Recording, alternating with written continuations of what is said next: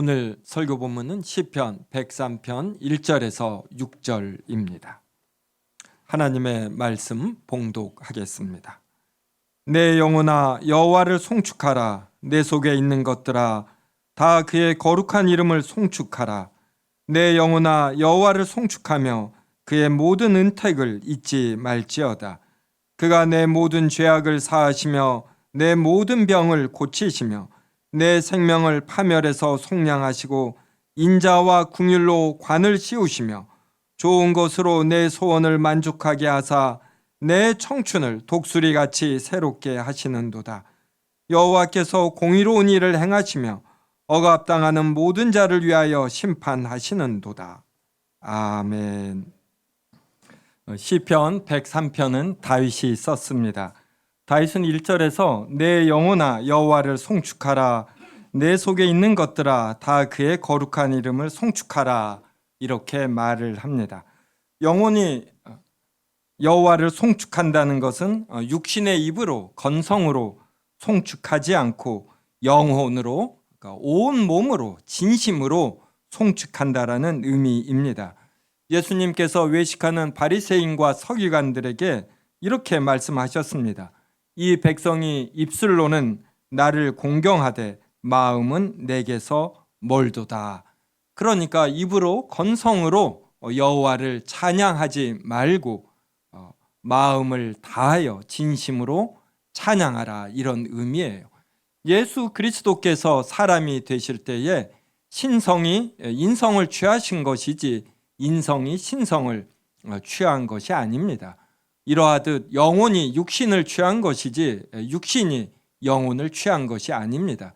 그래서 우리 몸을 대표하는 것은 이제 영혼이 되죠. 그래서 내 영혼아 여호와를 송축하라라는 것은 온 몸으로 하나님께서 존재와 생명을 주신 줄로 알고 이 존재와 생명을 다하여 찬양하라는 의미입니다. 그래서 103편 1절이 내 영혼아 이렇게 말한 이후에는 내 속에 있는 것들아 다 이럽니다. 그러니까 내 속에 있는 것들아, 이 무엇냐면 바로 우리의 몸과 영혼을 의미하겠죠. 그러면 우리의 몸과 영혼에는 무엇들이 있습니까? 보통 일반적으로 지, 정, 이 그럽니다.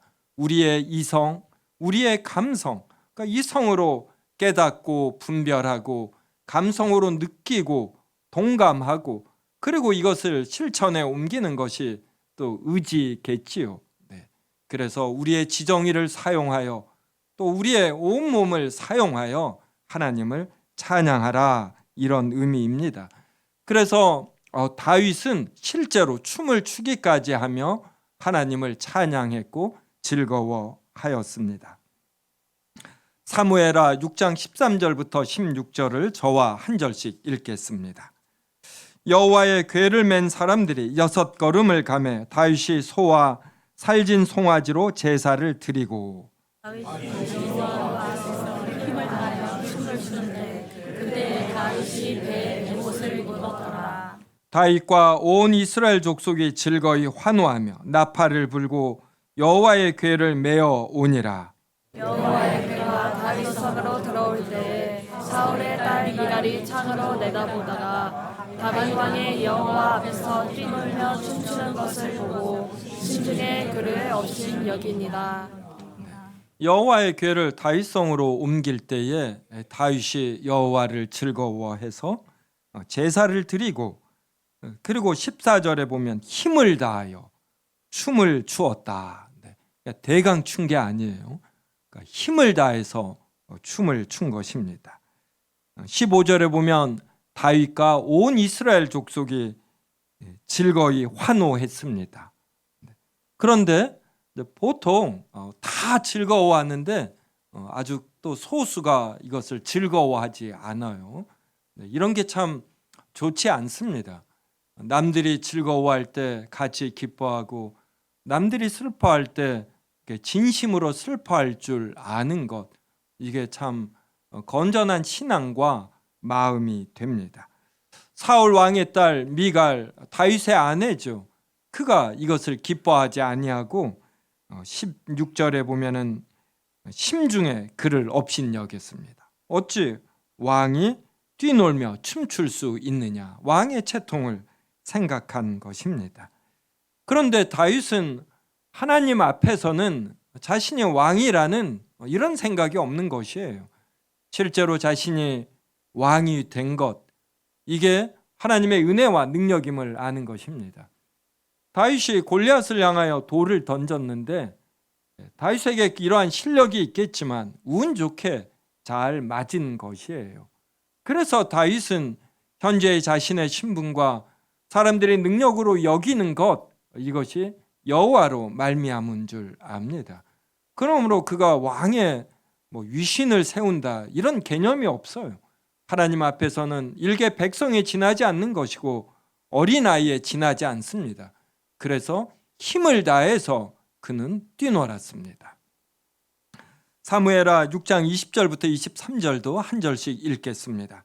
다윗이 자기의 가족에게 축복하러 돌아오매 사울의 딸 미갈이 나와서 다윗을 맞으며 이르되 이스라엘 왕이 오늘 어떻게 영화로우신지 방탕한 자가 염치 없이 자기의 몸을 드러내는 것처럼 오늘 그의 신복의 계집종의 눈앞에서 몸을 드러내셨도다 하니 다윗이 미갈에게 이르되 이는 여호와께서 한 것입니다. 그가 내 아버지와 그의 온 집을 버리시고 나를 택하사 나를 여호와의 백성 이스라엘의 주권자로 삼으셨으니 내가 여호와 앞에서 뛰노리라. 내가 이보다 더 낮아져서 스스로 천하게 보일지라도 내가 말한 바 계집종에게는 내가 높임을 받으리라 한지라. 그러므로 사울의 딸 미갈이 죽는 날까지 그에게 자식이 없으니라. 미갈이 20절 후반절에 그의 신복의 계집종의 눈앞에서 몸을 드러내셨도다 라면서 업신 여기고 조롱했습니다. 그러자 다윗이 그래요. 이는 여호와 앞에서 한 것이니라. 여호와 앞에서 사람이 채통을 지키고 폼 잡을 것이 무엇이 있겠습니까? 우리의 작은 건강 하나, 평범한 분별력, 이것도 여호와께서 우리에게서 능력을 옮기시면 이런 판단력까지도 흔들립니다. 그래서 다윗은 이것을 알기 때문에 여호와 앞에서는 어린아이처럼 굴 수가 있는 것이에요. 이것을 다윗은 기뻐하는 것입니다. 21절에 나를 택하사 그래요. 나를 택하사 여호와의 백성 이스라엘의 주권자로 삼으셨으니 하나님께서 자신을 왕으로 삼아주신 것이지 다윗은 절대로 자신의 능력으로 왕이 되었다라고 생각하지 않습니다. 그래서 그는 더 스스로 낮춰져서 여호와 앞에서 찬양할 수가 있습니다. 하지만 다른 사람들 앞에서는 다윗이 채통과 위엄을 지킵니다. 이렇게 자신을 업신여긴 미갈에 대해서는 더욱 높아지지요. 그래서 그 이후로 다윗이 미갈과 잠자리를 하지 않습니다. 성도 여러분은 찬양을 할 때 하나님 앞에서 하시는지요? 우리나라는 좀 유교권의 문화 속에 있기 때문에 무엇을 할 때 옳은가 그른가 보다는 주변 사람들이 어떻게 하는가 이것을 생각하는 경향이 있습니다. 외국에서는 자신이 입은 옷을 남들이 또 입었다 그러면 굉장히 기분 나빠해요. 제가 영국에서 잠시 공부하면서 느낀 건데 정말 주변 사람들의 이런 개성이나 창의적인 행동이나 이거에 대해서 크게 신경 안 쓰는 걸 봤습니다. 그들도 모두 다 지켜보지만 옳고 그름이 아닌 차원에서 하는 것은 확실히 대한민국보다는 수용성이 있는 걸 보았어요. 그런데 우리나라는 남들이 입은 옷을 자신이 입으면 이렇게 편애합니다. 이렇게 튀는 행동이나 이것을 안 하는 분위기예요. 이러다 보니 찬양을 할 때도 옆에 있는 사람들을 많이 의식합니다. 그런데 이럴 필요 없어요. 우리는 여호와 앞에서 찬양을 하는 것이지 사람들 앞에서 하는 것이 아닙니다. 물론 덕을 생각해서 너무 지나친 창의적인 행위, 너무 개성적인 것, 이것은 좀 자제해야 되겠지만, 지혜와 덕 내에서 여호와를 의식하며 표현하는 것, 이걸 여호와께서 얼마나 기뻐하시겠어요. 할아버지 할머니가 손주 손녀의 재롱을 보면 참 기쁘지 않습니까? 다윗이 힘있게 뛰놀 때 여호와께서 손자의 재롱을 보듯 기뻐하시는 거예요. 그러니까 다윗은 이러한 면에서 참으로 위대한 것입니다. 다윗을 평가할 때 성경이 꼭 앞부분에 이 표현을 넣어요. 우리아의 아내 밧세바의 일 외에는, 일 외에는 평생에 여호와 보시기에 정직하게 행하고 자기에게 명령하신 모든 일을 어기지 아니하였다. 그래서 다윗이 결정적으로 잘못한 일, 이것을 성경이 기록하며, 이것 빼고는 여호와 보시기에 그가 정직히 행했어요.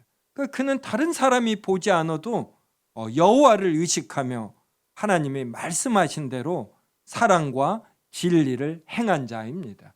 이러한 다윗이 사람들이 다 지켜보고 있어도 여호와 앞에서 즐거워하기 때문에 그가 힘있게 뛰놀 수 있는 것입니다. 그래서 우리 세움교회 성도님들도 찬양을 할 때 너무 주변 의식하지 말고 여호와 앞에서 찬양한다. 그래서 여호와로부터 은혜를 받고 어떤 감동을 받고 그러한 속에서 우리의 마음이 어루만져짐이 되는 것입니다. 하나님께 집중하면 집중할수록 하나님과 1대1로 교제가 되죠. 그 하나님의 크신 사랑과 우리에 대한 관심, 이것을 우리는 말씀을 들으며 그리고 찬양을 하며 이렇게 느끼는 것이에요. 다윗은 시편 103편에서 여호와를 송축하는 이유를 3절서부터 나열합니다. 3절 한번 보십시오. 하나님께서 모든 죄악을 사하십니다. 모든 병을 고치십니다. 4절에서는 우리 생명을 파멸해서 속량하시고 인자와 궁율로 관을 씌우십니다. 우리가 이러한 안 좋은 처지에 있으면 우리를 불쌍히 여기셔요. 궁율이 불쌍히 여김이거든요. 그래서 무언가 우리를 도와주시려고 하는 것입니다. 5절에 보면 좋은 것으로 내 소원을 만족하게 하사. 하나님께서 우리가 좋아하는 것들을 여러모로 주십니다. 우리는 오늘 아침에 아침 식사를 맛있게 하였다라면 이것만으로도 우리는 하나님께 크게 감사해야지 되고 하나님을 크게 즐거워하고 그리고 만족히 여겨야 합니다. 6절에서는 여호와께서 공의로운 일을 행하십니다. 억압당하는 모든 자를 위하여 심판하십니다. 다윗은 이러한 식으로 7절부터 계속해서 우리가 왜 하나님께 감사하고 찬양해야 하는지 이유들을 나열합니다. 103편 마지막 2절 21절과 22절 저와 한 절씩 읽겠습니다. 그에게 수종들며 그의 뜻을 행하는 모든 천군이여 여호와를 송축하라. 영원히 지으심을 받고 그가 다스리시는 모든 곳에 있는 너희여 여호와를 송축하라. 내 영혼아 여호와를 송축하라. 21절에 하나님께 수종들며 하나님의 뜻을 행하는 모든 천군이여, 그래요. 이제 천사를 뜻합니다. 여기서 군은 이제 군사를 의미하지요. 하나님께서 천사들을 부리는 영으로 삼으셔 하나님의 뜻을 집행하게 하십니다. 하나님의 고도의 일들을 집행하도록 천사들을 만드셨기 때문에 그들도 인격적 존재입니다. 그래서 인격적 존재인 천사들도 하나님을 찬양하라, 송축하라 이렇게 말합니다. 그리고 22절이 여호와의 지으심을 받고 그가 다스리시는 모든 곳에 있는 너희여. 바로 하나님의 형상으로 지음을 받은 우리 사람들이, 그들 중에서도 하나님의 택하심을 받은 신자들이 여호와를 송축하는 것입니다. 그래서 103편은 1절에서 내 영혼아 여호와를 송축하라. 그리고 마지막 절 22절의 끝에 있는 문장이 내 영혼아 여호와를 송축하라. 이렇게 갔습니다. 그리고 그 안에 왜 여호와를 송축해야 하는지 이유들을 나열합니다. 이 이유들을 종합하면 바로 하나님은 모든 것을 만드신 창조자이셔요. 이것도 무에서 만드셨습니다. 하나님의 사랑과 능력으로 만드셨어요. 우리가 금 나와라 해보십시오. 나오지 않습니다. 그런데 여호와는 능력 자체이시기 때문에, 전능하시기 때문에 아무것도 없는 데서 무엇이 존재하시는 거예요. 그리고 존재하는 모든 것들을 나몰라라 하지 아니하시고 여전히 붙드시고 하나님의 뜻대로 통치하십니다. 그래서 우리의 삶이 유지되는 것이죠. 지금도 지구가 스스로 자전하며 태양을 돕니다. 그런데도 우리가 멀미 같은 거 하지 않아요. 얼마나 안정적으로 이 지구를 운행하시고 여기에 수십억의 인구가 있지 않습니까? 그들이 행하는 모든 일들을 하나님께서 종합하시어 선한 자에게 복을 주시며 악한 자에게 벌을 내리시며 하나님의 뜻대로 이 지구를 이끌어 가십니다. 게다가 우리 사람은 죄를 짓지 않았습니까? 그 죄의 결과로 우리는 유효 수명이 있어요. 유통식품의 유통기한이 있는 것처럼 우리 사람의 유통기한은 한 100년 정도 되지요. 그래서 모든 사람이 늙고 병들고 죽어야 합니다. 이것을 생각하면 얼마나 허무합니까? 우리에게 끝이 있는 상황에서 우리가 궁극적으로 부를 수 있는 노래가 있을까요? 없는 것이에요. 우리는 점차 늙음을 향하여 죽음을 향하여 가는데 우리가 부를 수 있는 노래에 진정한 활력과 기쁨 그리고 영광이 있겠습니까? 이것을 생각하면 사람이 부를 수 있는 노래는 모두가 다 슬픔이 배어 있어야 합니다. 제가 개인적으로 노래를 좋아합니다. 저는 27에 거듭났어요. 그 전까지 제가 부르는 모든 노래는, 제가 듣는 대부분의 노래는 슬픈 거였어요. 왜 이리 남자가 슬픈 노래 좋아하냐고 하는데 영혼의 문제가 해결되지 않는데 모든 아름다운 것들이 시간 속에서 이렇게 쓰러지고 쇠퇴하고 제가 좋아하는 색깔들, 좀 색감도 어떤 때는 제가 대체로 둔한데 어떤 때는 민감하더라고요. 그 색들이 시간 속에서 바래지는 걸 보며 이렇게 기본적인 슬픔을 느끼는 것입니다. 중학교 1학년 화학 시간이었습니다. 그 선생님이 가르치는 방식이 참 좋으셨어요. 그러면서 천정을 보래요. 어떤 하얀색을 칠했는데 누렇거든요. 학생들에게 이렇게 이 하얀색이 왜 누래졌을까요? 누가 와서 칠했을까요? 이렇게 물어요. 그러면서 무언가를 칠하면 이게 산소와 맞으면서 산화작용이 일어난다. 이렇게 설명하셔요. 얼마나 잘 가르쳤으면 지금까지 제가 기억을 하겠습니까? 왜 산화작용이 일어나면 색깔이 누래지고 우리 인체는 무언가를 먹으면은 왜 100% 소화하지 못하고 사람들과 좋은 사람들과 관계를 해도 전부 연소되지 않는 이러한 감정이 일부 남아야 하는 것입니까? 이게 우리의 죄 때문이거든요. 감정이 완전히 타지 않은 상태에서 노래방에 모여 좋다고 노래를 부르는 거 이게 끝까지 좋지 않잖아요. 뭔가 아쉽고 슬프지 않습니까? 이 문제를 해결하시기 위해서 하나님께서 인성을 취하신 것이 그분이 바로 예수 그리스도십니다.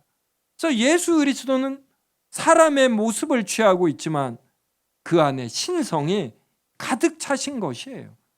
이것을 아는 자가 그리스도인 아닙니까? 사람을 볼 때 단지 육신을 보지 않고 영혼이 이러한 육신을 취한 것임을 알고 영적인 세상을 추구해야 하듯 우리는 예수 그리스도를 단지 사람이 아니라 신성이 인성을 취한 것으로 알아야지 돼요. 그 예수 그리스도께서 창조자이시고 섭리자이실 뿐만 아니라 구원자이신 것입니다. 그래서 우리에게 부를 노래를 주시는 것이에요. 그래서 성경은 여호와는 나의 노래다 이런 표현이 있어요. 아예 여호와께 노래하라만이 아니라 여호와는 나의 노래다. 우리가 부를 수 있는 노래를 갖게 하신 분이시다.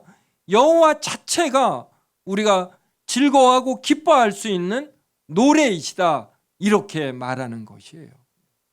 그래서 요사이 저는 슬픈 노래 잘 듣지 않습니다. 언젠가부터 철양 맞더라고요. 그리고 축 늘어져요. 찬송가도 저는 이렇게 변찮는 주님의 사랑 이런 게 좋더라고요. 예수 그리스도를 알며 제 삶이 바뀌어요. 지성이 바뀌고 지성으로 진리를 깨달으니까 이 감성이 바뀌어요. 우울함이 사라지고 활력이 생기고 섭리하시는 하나님을 아니까 배짱이 생기고 그래서 노래 자체를 즐거워하고 내가 부를 수 있는 찬양이 있다. 나에게 영원과 온전한 구원을 담은 이것을 가사로 갖는 찬양이 있다라는 것. 이게 얼마나 감사한지 모르겠습니다. 자, 시편 곳곳에 시편 104편 1절 보십시오. 내 영혼아 여호와를 송축하라. 여호와 나의 하나님이여 주는 심히 위대하시며 존귀와 권위로 옷 입으셨나이다. 주께서는 심히 위대하신 것이에요. 그래서 우리는 여호와를 송축할 수 있는 것입니다. 104편 33절과 34절 저와 한 절씩 읽겠습니다. 내가 평생토록 여호와께 노래하며 내가 살아있는 동안 내 하나님을 찬양하리로다. 나의 기도를 기쁘게 여기시기를 바라나니 나는 여호와로 말미암아 즐거워하리로다. 시편 저자가 평생토록 여호와께 노래하며 자신이 살아있는 동안 하나님을 찬양하겠다. 그리고 나는 여호와로 말미암아 즐거워하리로다. 성도 여러분, 무엇으로 말미암아 즐거워하십니까? 마태복음에 보면 비유가 나오죠. 예수님께서 왕이 사람들을 초청합니다. 근데 초청장을 받은 이들이 나는 소를 사서 소를 살피러 가야지 된다. 새로 산 소가 건실한지 만져보고 살피는 기쁨 크지요. 또 나는 밭을 샀다.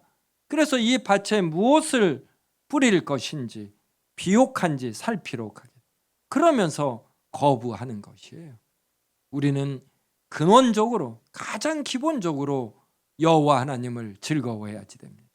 그 속에서 소를 사는 것도 즐거워하고 밭을 사는 것도 즐거워해야지 여호와를 앞서서 더 즐거워하는 것, 이것이 바로 우상 숭배가 됩니다. 105편 1절과 2절도 한 절씩 읽겠습니다. 여호와께 감사하고 그의 이름을 불러하려며 그가 하는 일을 만민 중에 알게 할지어다. 그에게 노래하며 그를 찬양하며 그의 모든 기이한 일들을 말할지어다. 그래서 성경은 하나님께 노래하며 하나님을 찬양할 때 그 근거도 꼭 말을 해요. 요약하면 하나님은 창조자이시고 섭리자이시고 구원자이심으로 그래서 그분은 찬양을 받기에 합당하시다 이러는 것입니다. 아마 자막으로는 안 나올 텐데 시편 100편 한번 보셔요.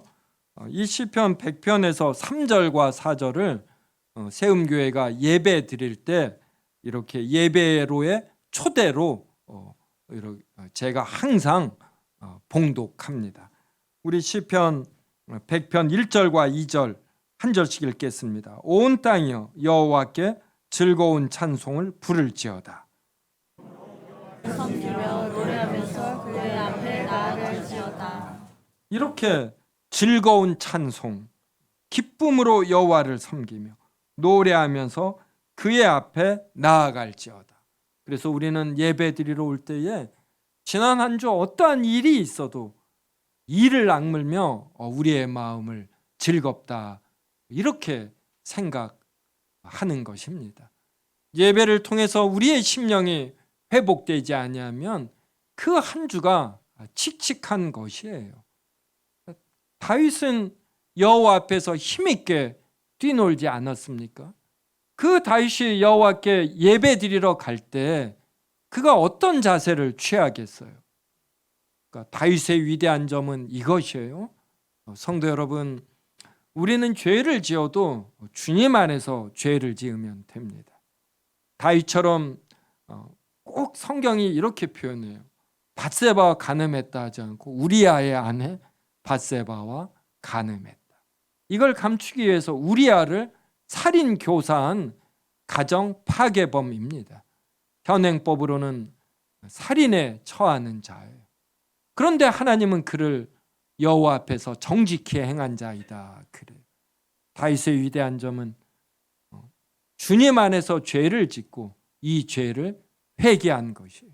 정말 화끈하게 죄를 짓고 평상시에 주님 앞에서 이 생각조차도 올바르게 한 자입니다. 그러니 그가 밧세바와 간음한 죄를 얼마나 두고두고 회개했겠어요.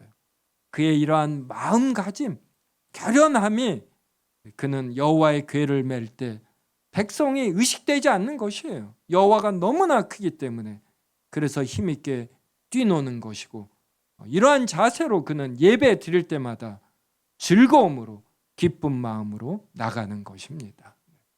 성도 여러분, 벌써 오늘 예배 드리기 전과 우리가 찬양하고 그리고 말씀 들으니 마음이 풀리잖아요. 그 무한하시고 영원하신 하나님이 우리 안에 내주하시며 우리와 마음을 같이 해주시는 것이에요.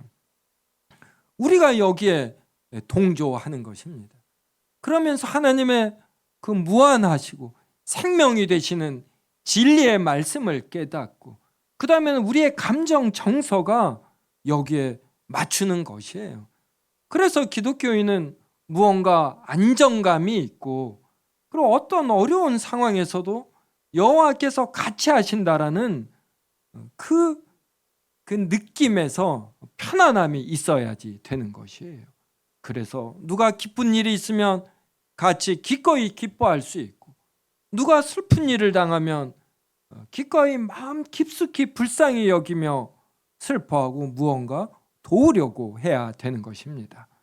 우리 세움교회 성도님들은 주일날 예배 드리러 올 때 1층에서 3층으로 지하 주차장에서 3층으로 올라올 때 이 마음을 바로 이 100편 1절과 2절에 있는 것처럼 즐거운 찬송을 내가 예배 중에 부르겠다. 기쁨으로 여호와를 섬기며 노래하며 그의 앞에 나아가 진리되는 말씀을 듣고 은혜를 누리겠다. 이런 생각으로 오시기 바랍니다. 100편 3절도 보셔요. 여호와가 우리 하나님이신 줄 너희는 알지어다. 그는 우리를 지으신 이에요. 우리는 그의 소유물입니다. 그러니까 하나님이 자신의 소유물을 대강 내버려 두시겠어요? 열과 성을 다해서 우리의 열심 이전에 하나님의 열심으로 우리를 보호하시고 우리를 성장시키십니다. 그래서 그의 백성이요 그분이 기르시는 양이다. 4절 보시오. 감사함으로 그의 문에 들어가며 찬송함으로 그의 궁정에 들어가서 그에게 감사하며 그의 이름을 송축할지어다. 성도 여러분, 오늘 설교 후에 우리 찬양 부를 때 이러한 자세로 불러보십시오. 하나님께서 큰 은혜, 큰 깨달음 주십니다. 5절도 보셔요. 여호와는 선하시니 그의 인자하심이 영원하고. 그래서 우리가 늙고 병들어 죽을 때 그때도 여호와 하나님의 인자하심은 우리에게 따라 붙는 것이에요. 그래서 우리의 영혼이 즉시 거룩해져 하나님의 영접을 받고 무덤에서 우리의 육신은 쉬다가 예수 그리스도의 재림 때 영화롭게 부활하는 것입니다. 그의 성실하심이 대대에 이르리로다. 여호와 하나님은 오늘도 그분의 성실하심으로 지구를 돌리고 태양을 운행하십니다.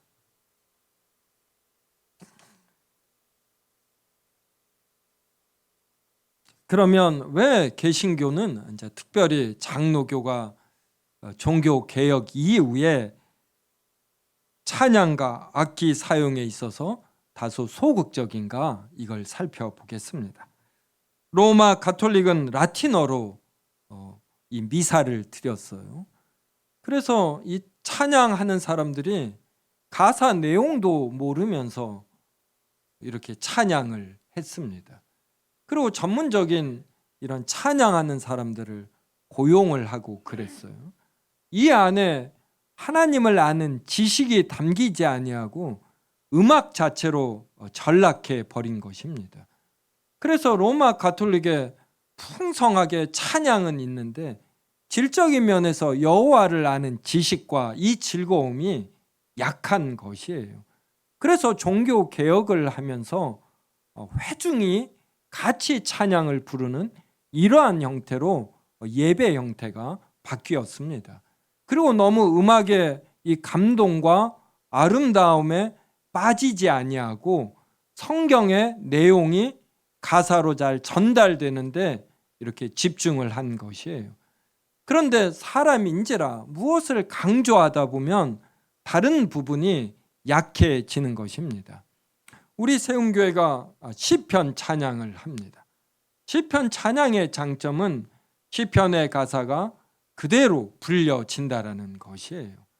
근데 이런 큰 장점이 있음에도 불구하고 시편 찬양이 익숙하지 않기 때문에 이 곡조에 신경 쓰다 보면은 오히려 가사가 익숙해지지 않습니다. 그리고 몇백 년 전 종교 개혁 때 이루어진 곡조들이 대부분이므로 또 음악도 하나님의 은혜 가운데 발전하지 않습니까? 이 발전된 어떤 곡조, 음률이 이렇게 들어오지 않는 것이에요. 그래서 우리 세움교회는 시편 찬양을 하면서 동시에 찬송가에 있는 찬송을 부르고 그리고 CCM이라고 불리는 현대 기독교 음악들 중에서 검증된 것들을 받아들입니다. 또 시편 찬양은 구약 시대에 하나님께서 계시하신 것이므로 신약 시대에 이루어진 예수 그리스도에 관한 복음이 시편에도 들어가 있지만 더 정밀하게 더 풍성하게 담기지는 않습니다. 그래서 시편 찬양만으로는 좀 아쉬움이 있는 것이죠. 그래서 세움교회는 찬송가 그리고 현대 기독교 음악인 CCM들 중에서 검증된 것을 부르고 있습니다. 불신자들도 노래를 얼마나 많이 부르고 그 감흥에 취하는지 모릅니다. 제가 영국에서 공부할 때 거기 있는 사람들은 이렇게 몇 명이 둥그렇게 모여서 한 명씩 돌아가며 노래를 부르는 이런 문화가 없어요. 한 명이 우리나라에서는 한 명이 노래 부르고 그 옆에 사람이 노래를 못 부르면, 노래를 못하면 장가를 못 가요. 이렇게 하면서 핍박을 했습니다. 대부분 노래를 잘해요. 그리고 거기도 가라오케가 있는데 우리나라처럼 유행하지 않아요. 제가 유학을 마치고 오니까 우리나라에 들불처럼 번져나가는 게 그게 노래방이었어요. 노래방. 이 노래방 문화가 우리나라에 있는 특별한 현상입니다. 외국도 있지만 이렇게 유행하지 않아요. 이 한국인의 정서가 이렇게 음악과 춤을 좋아합니다. 그래서 한국 교회는 한국인의 이러한 성향을 무시하면 안 돼요. 또 우리가 다윗처럼 여호와 앞에서 여호와만을 의식하며 우리가 가진 모든 것으로 하나님께 찬양할 줄 알아야 합니다. 그래서 우리 세움교회는 더욱 찬양을 할 것이고 여호와 앞에서 순전한 마음으로 다른 사람을 의식하지 않고 찬양하며 은혜를 받으려고 합니다. 이러한 일에 우리 성도들께서 같이 이 가치를 알고 찬양을 통해 큰 은혜 누리시기 바랍니다. 역대상 25장 1절 제가 읽어 드리겠습니다. 다윗이 군대 지휘관들과 더불어 아삽과 해만과 여두둔의 자손 중에서 구별하여 섬기게 하되 수금과 비파와 재금을 잡아 신령한 노래를 하게 하였으니 그 직무대로 일하는 자의 수요는 이러하니라. 그래서 다윗 당시에 군대 지휘관들만 둔 것이 아니라 음악 지휘관들도 두었어요. 그래서 우리 교회에 김민영 성도님이 지휘하듯 그 당시에는 아삽, 해만, 여두둔 이러한 사람들이 지휘자로 있었습니다. 그래서 순번을 정해서 이렇게 하나님께 찬양을 드렸어요. 그리고 전문 찬양사를 두었습니다. 여호와 찬송하기를 배워 아주 익숙한 자 288명을 두었습니다. 에베소서 5장 19절은 이렇게 말합니다. 시와 찬송과 신령한 노래들로 서로 화답하며 너희의 마음으로 주께 노래하며 찬송하며, 서로가 찬송으로 화답하라고 말합니다. 진정한 마음으로 주께 노래하고 찬송하라고 말을 합니다. 우리는 하나님의 진리와 사랑을 노래하고 찬양해야 합니다. 이것으로만 끝나면 안 되겠죠. 우리가 찬양한 내용대로 우리의 삶이 변화되어야 합니다. 이것이 없이 감성적으로 흥분하고 취하는 이러한 찬양은 아쉽습니다. 하지만 또 우리의 변화된 삶, 이런 것만 너무 강조하다가 찬양이라는 중요한 내용을 우리가 잃어버려서도 안 됩니다. 이 두 가지가 동시에 가야 하는 것이죠. 그래서 2024년에 세움교회가 찬양에 있어서 더욱 풍성해지고 찬양하며 부르는 우리의 고백이 우리의 삶으로 이어져 우리의 행위 속에도 또 믿지 않는 자들로부터도 아주 큰 칭찬이 있기를 바랍니다. 2024년에 찬양을 통하여 큰 은혜 누리시고 동시에 우리의 삶도 더욱 성숙함으로 이어지기를 바랍니다.